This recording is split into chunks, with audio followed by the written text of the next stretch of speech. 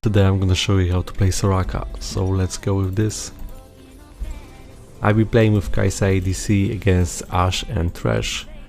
You want to start with Q first, and let's get to her skill explanation. So on passive, Soraka gains 70% bonus movement speed when moving towards allied champions who are below 40% health, and allies must be within 2500 range of Soraka. So, like this. Then your Q, your main poking ability, you call down a star to target location. Enemies standing in the explosion radius take magic damage and are slowed by 30% for 1.5 seconds. If Q hits a champion, Soraka gains rejuvenation for 5 seconds, which restores health over that duration and grants 15% movement speed decaying over the first 2.5 seconds.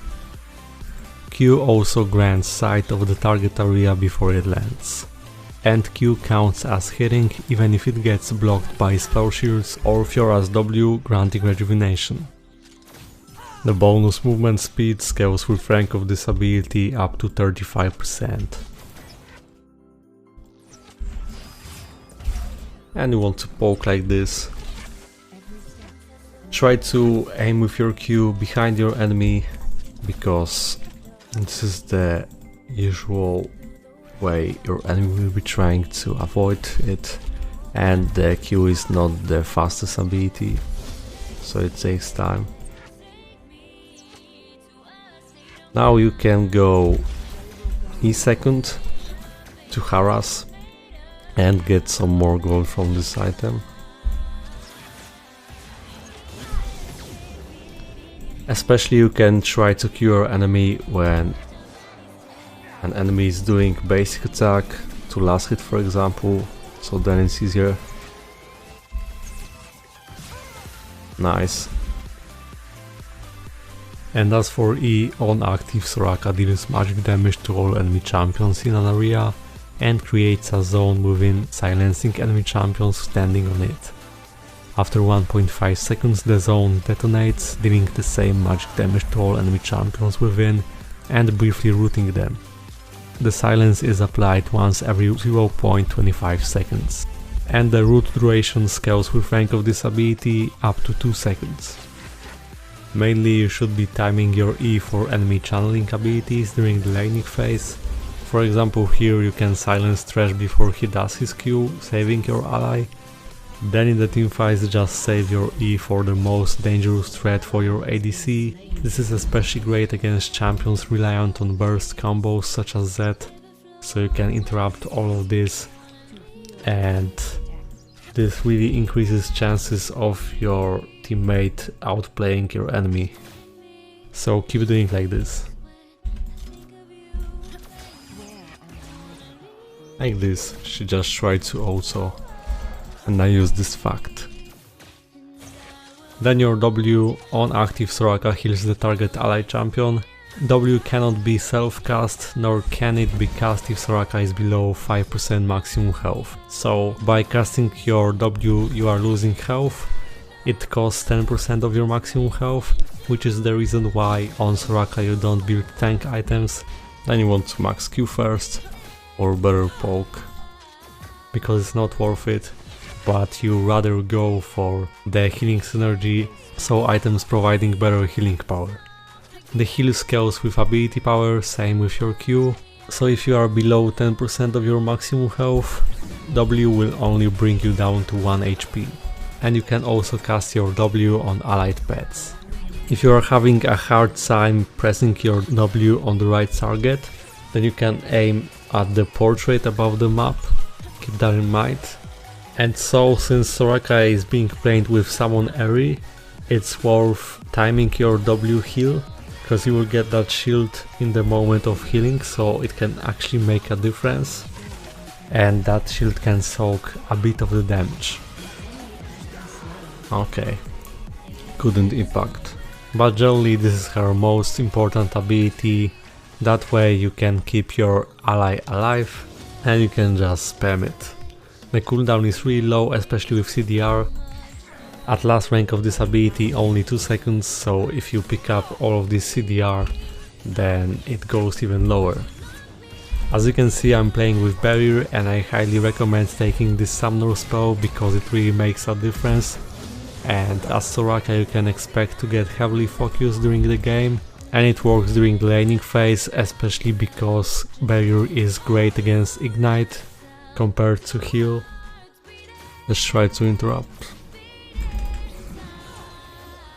Nice. Let's push.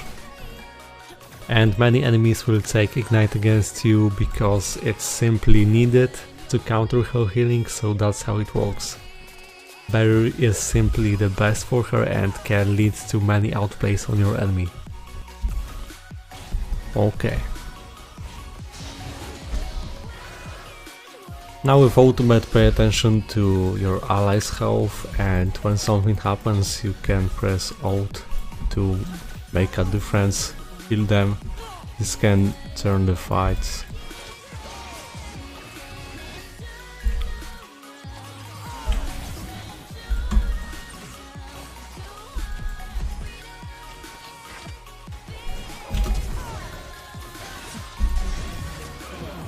Okay, let's go.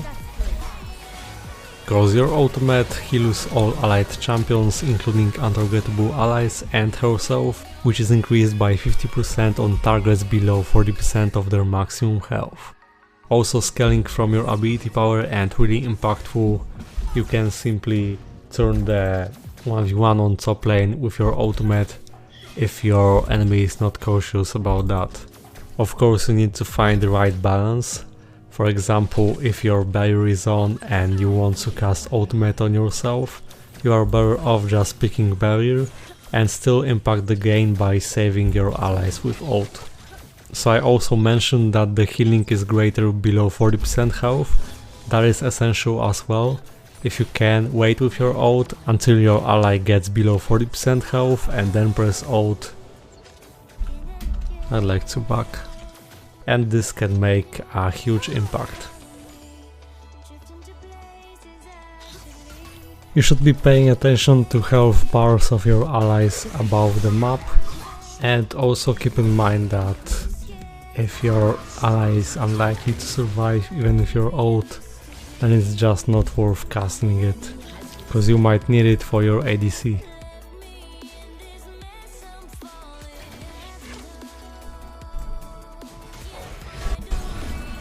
I ulted. That wasn't enough.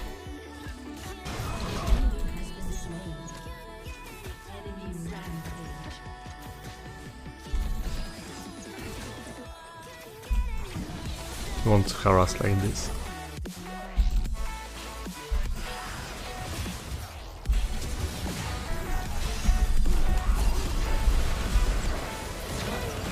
Okay, I can't do anything.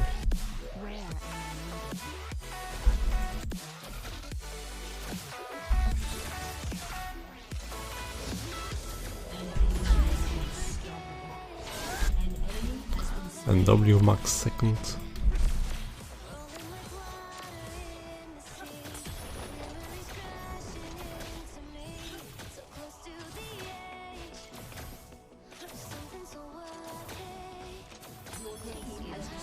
You can help your ally in pushing by pressing Q on the minion wave.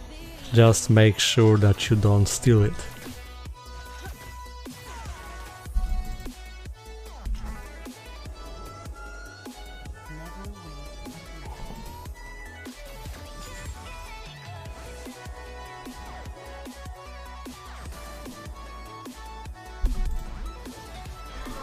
Let's impact mid.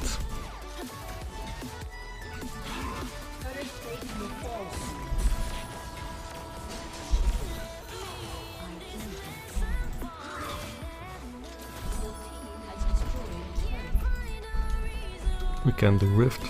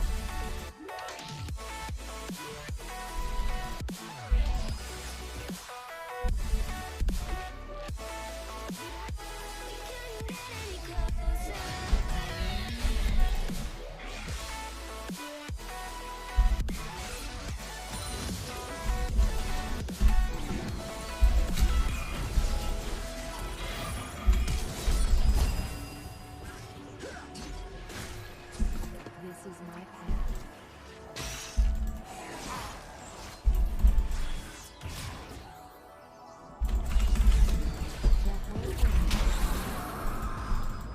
Okay.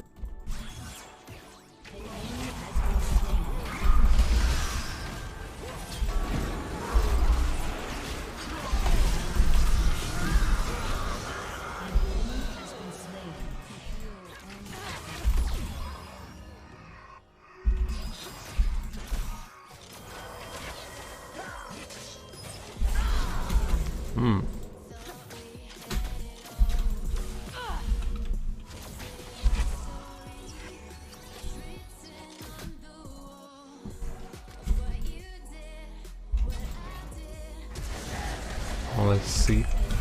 Okay, out. Has destroyed a turret. An enemy has been slain. An enemy has been slain. An ally has been slain. I heed their call. I can't take it anymore.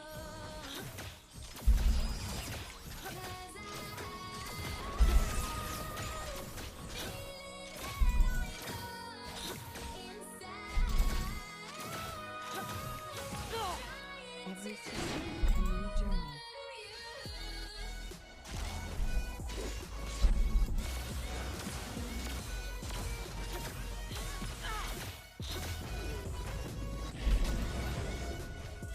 Oh.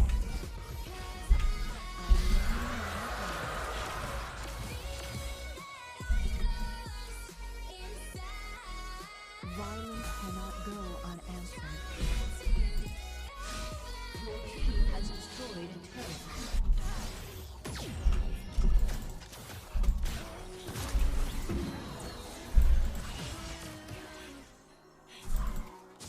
The whole world in battle. An ally has been slain. Okay, flash.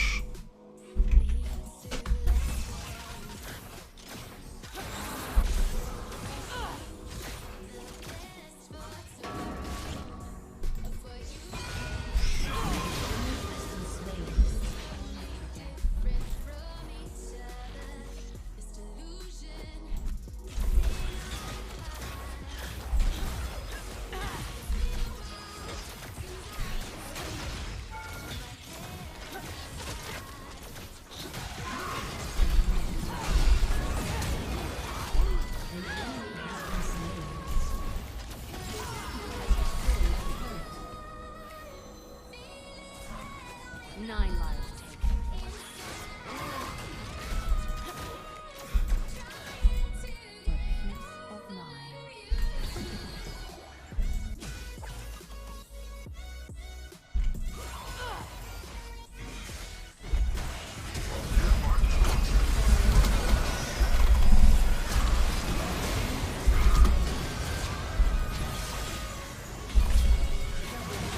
Nice.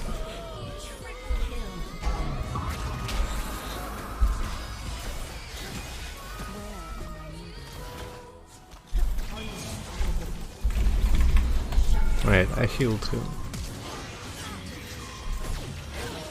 Okay, so that's it, guys. Thank you guys for watching. Hope that you learned something about Soraka. Leave a like, subscribe, and see you next time.